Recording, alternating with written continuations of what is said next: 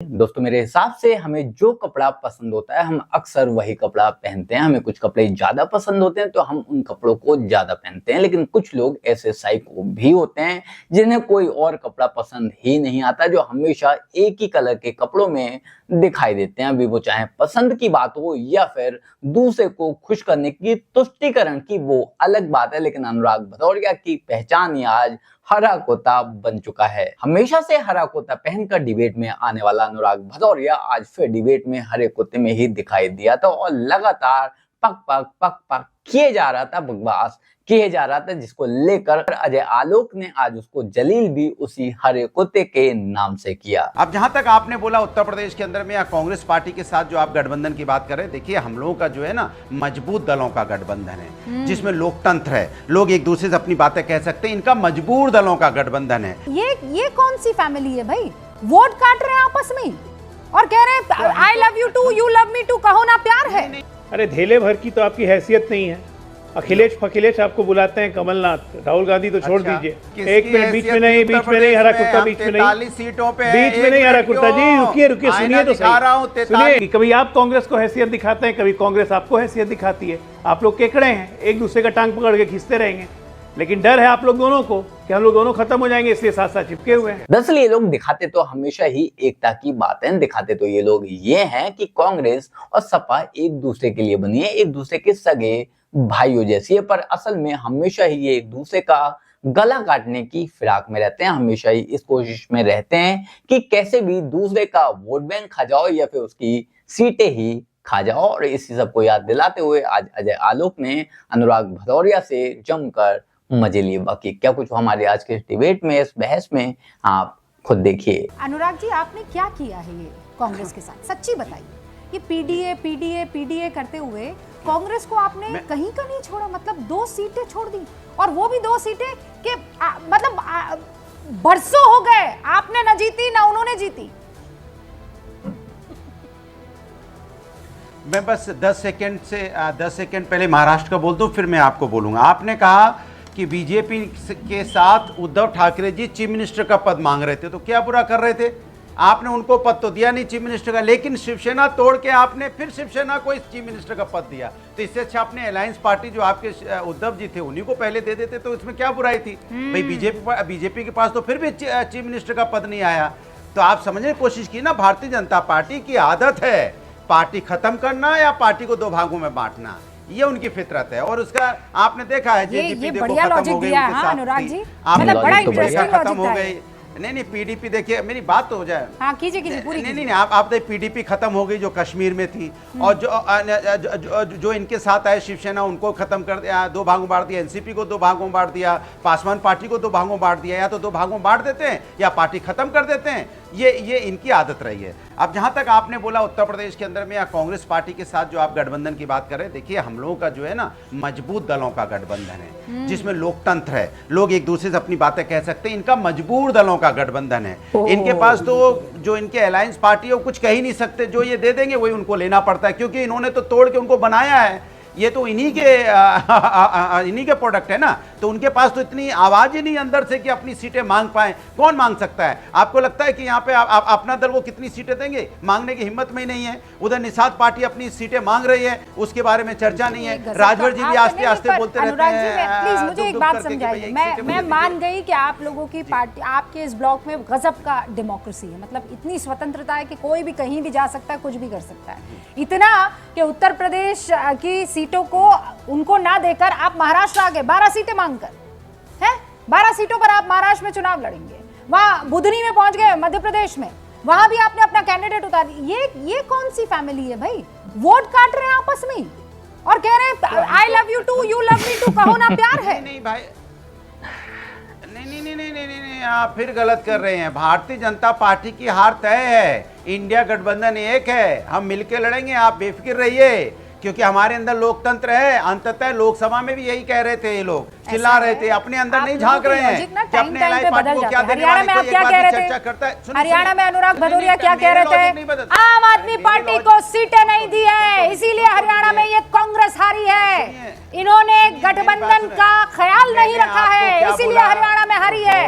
तो वहां पे क्यों नहीं रख रहे उत्तर प्रदेश में ख्याल? आप बताइए। अरे रूबिका जी ऐसे करके ताली पीट के जरा उनसे पूछिए कि अपना दल को कितनी सीटें देंगे। जरा पूछिए आप उन पे पूछिए वो निषाद पार्टी को कितनी सीटें देंगे, पूछिए उनको कि राजभर जी को कितनी सीटें देंगे। इस बारे में कोई चर्चा नहीं होगी क्या? वो अपने दल के बारे में बीजेपी की चर्चा नहीं होती है। अपने दल आपको प्रवक्ता तय किया है कि आप उनसे सवाल पूछेंगे, लेकिन अब चूंकि मेरी तरफ से आपने ताली बजाई दी है, तो देखिए आपका सवाल मैं खाली तो नहीं जाने दूंगी। आपने सवाल पूछा अपना दल और निषाद पार्टी, राइट? पूछ लेते, अभी सवाल पूछ लेते। ये बैठे अजय आलोक, पूछिए, जवाब दो भाई। ताली मैं नहीं बजा रही हूँ, वो काम कर दिया है। बात करेंगे अनुराग जी ने। देखिए ऐसा है ना कि अनुराग जी को बोलिए कि अपनी चिंता करें। अरे धेले भर की तो आपकी हैसियत नहीं है। अखिलेश आपको बुलाते हैं कमलनाथ, राहुल गांधी तो छोड़ दीजिए, और उसके बाद अखिलेश बुलाते हैं कांग्रेस पार्टी को चालू पार्टी, और आप हम पे सवाल उठा रहे हैं। एक मिनट बीच में नहीं हरा कुर्ता, बीच में नहीं हरा कुर्ता जी, रुकिए सुनिए तो सही, सुनिए। आपकी हैसियत कांग्रेस पार्टी दिखाएगी आपको महाराष्ट्र में 12 सीट मांग रहे हैं ना, आपको 2 भी नहीं देने वाली है, क्योंकि कांग्रेस को वहाँ सीट नहीं मिल रही है। हम आपसे 10 सीटें ज्यादा हैं और आप कह रहे हो कहीं कुछ नहीं है। ठाकरे का पेज फंसा हुआ, आप कहाँ से आ गए? आपको बता दिया ना मैंने, उत्तर प्रदेश में आप हमसे 10 सीट पीछे हैं और आप कह रहे हो थम्पिंग मेजॉरिटी से हम जीतने जा रहे हैं। थम्पिंग मेजॉरिटी से हम जीतने जा रहे हैं। क्यों आप इसी तरह टीवी पे आके बकबक करते रहोगे? जैसे हरियाणा के बाद बकबक किया था लोकसभा में। लोकसभा में हमारी सरकार बन गई, तब भी बकबक कर रहे थे कि हरा दिया। अच्छा मामला खसक गया तो दिया ना 240 आप लोगों में भैया, भरोसा नहीं हो पाया 5 महीने के बाद में लोकसभा में मोदी आप 3.0 बन चुकी बैसाखी है। के सारे चल रहे 4 महीना हो गया, अभी तक विश्वास नहीं आया। आप हारे हुए हैं। आप बोले, वो बीच में नहीं बोले ना, मैंने मौका दिया, मुझे लगा आप दोनों सुलझा देंगे, लेकिन now I will have to intervene sir. Anurag ji please, आप अपनी बारी में एक बार वो कंप्लीट करें, उसके बाद ठीक है। अजय आलोक जी पहले इस लाइन से शुरू कीजिए। वो बहुत चिंतित है अपना पार्टी और निषाद पार्टी, इन दोनों को आपने कोई सीट क्यों नहीं दी? मतलब निषाद पार्टी की 1 सीट है पर 1 ही सीट क्यों, ऐसा भाई? सबसे पहली बात कि अभी हमने उम्मीदवारों का घोषणा नहीं की है, अभी हम करेंगे, इनको पता चल जाएगा। भाई दूसरे की दाल पे क्यों चिंतित होती हो? अपने दाल में से कंकड़ निकालो ना। हम कहाँ चिंतित हैं कि आपको इतनी मिली नहीं मिली, क्योंकि हम जानते हैं कि कभी आप कांग्रेस को हैसियत दिखाते हैं, कभी कांग्रेस आपको हैसियत दिखाती है। आप लोग केकड़े हैं, एक दूसरे का टांग पकड़ के खींचते रहेंगे, लेकिन डर है आप लोग दोनों को कि हम लोग दोनों खत्म हो जाएंगे, इसलिए साथ साथ चिपके हुए हैं। आप जाके वहां महाराष्ट्र में कैंडिडेट अनाउंस करके आ जाते हैं बिना कांग्रेस से पूछे हुए। आपको लगता है कांग्रेस आपको सीट देने जा रही है?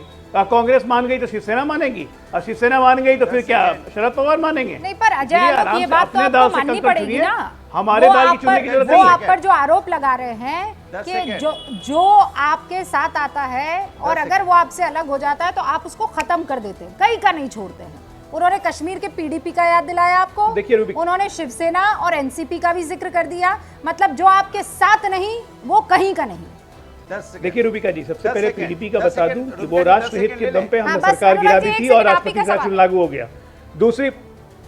दूसरी बात, शिवसेना का जो अनुराग भदौरिया बोल रहे हैं, बहुत क्लियर झूठ बोल रहे थे उद्धव ठाकरे लगातार। कोई बात नहीं हुई थी अमित शाह से कि मुख्यमंत्री का पद शिवसेना के पास रहेगा। उन्होंने लालच में, अपने स्वार्थ में आके गठबंधन तोड़ा, और जब गठबंधन टूटा, इन्होंने सरकार बनाई, महाअघाड़ी बनाई, महाफ्रॉड अघाड़ी और महाभ्रष्ट अघाड़ी। इसकी सरकार जब बनी उसके बाद उनके ही मंत्रियों ने शिवसेना तोड़ के आए, तब फिर हमने उनको बोला कि आप मुख्यमंत्री बनिए। इसलिए नहीं कि हम खत्म करना चाहते, अगर खत्म करना चाहते तो आज शिंदे सेना हमारे साथ चुनाव नहीं लड़ रही होती। आज उद्धव ठाकरे, आज अजीत दादा पवार हमारे गठबंधन का हिस्सा नहीं होते। लेकिन एक बात तो अजय आलोक आपको माननी पड़ेगी ना, जो बिगिनिंग में अनुराग भदौरिया ने कहा, वो पॉइंट बड़ा दिलचस्प है। वो क्या कह रहे हैं? आपने शिवसेना को मुख्यमंत्री का पद नहीं दिया और दोनों के बीच की मोहब्बत तकरार में बदल गई। तकरार ऐसी कि अब कोई करार नहीं हो सकता। लेकिन आपने शिंदे गुट के को सीएमशिप दी कि नहीं दी? अब यही चीज आप उद्धव ठाकरे को दे देते तो शायद आज ये दिन ना देखना पड़ता। नहीं देते, बिल्कुल नहीं देते रूबिका जी। अनुराग भदौरिया की दिक्कत है कि उनकी पार्टी का एक ही सिद्धांत है कि उनके पास कोई सिद्धांत नहीं है। सिद्धांतता जब गठबंधन जीत के आया था, मुख्यमंत्री हमारा बनना था, उन्होंने झूठ बोला कि शिवसेना को बोला मुख्यमंत्री बनाने। इसी सिद्धांत के कारण गठबंधन टूटा। एग्जैक्टली बात सीएम पद की नहीं, बात वादा खिलाफी की थी, बात धोखा देने की थी, बात पीठ में छुरा घोंपने की थी, क्योंकि अगर सिर्फ सीएम पद की बात होती तो भाजपा कभी भी शिवसेना को, यानी कि दूसरे गुट के शिवसेना को कभी भी सीएम का पद तो नहीं देती और वो पद अपने पास रखती। लेकिन भाजपा ने ऐसा नहीं किया और शिंदे गुट को सीएम पद दे दिया। अगर भाजपा चाहती तो पहले भी ऐसा कर सकती थी, लेकिन उद्धव गुट ने धोखा दिया, पीठ में छुरा घोंपा और वो कांग्रेस एनसीपी से मिल जा बैठी। तो ऐसा तो होना ही था। बाकी आप लोग इस बारे में क्या सोचते हैं, कमेंट कर जरूर बताएं। जल्द मिलते हैं किसी नए वीडियो में नए टॉपिक के साथ, तब तक गुड बाय।